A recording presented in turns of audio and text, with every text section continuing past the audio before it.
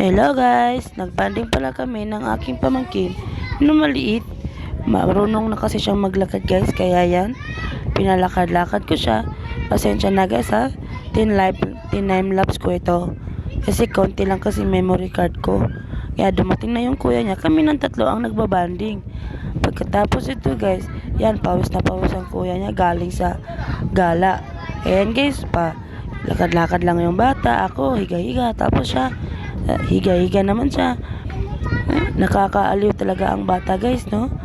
Kaya pagkatapos namin itong banding namin guys, nagutom kami, kaya nagluto ako ng fried rice. Marami kasing bahaw ang kapatid ko guys, kaya nagluto na lang ako ng fried rice. Wala kasi kaming ulam, kaya ginawan ko na ng paraan. May itlog naman, tsaka patis at asin, tsaka magic sarap.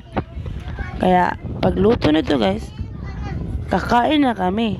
Kaya dito lang muna guys, kain muna tayo.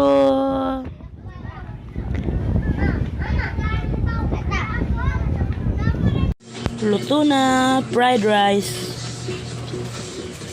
with egg.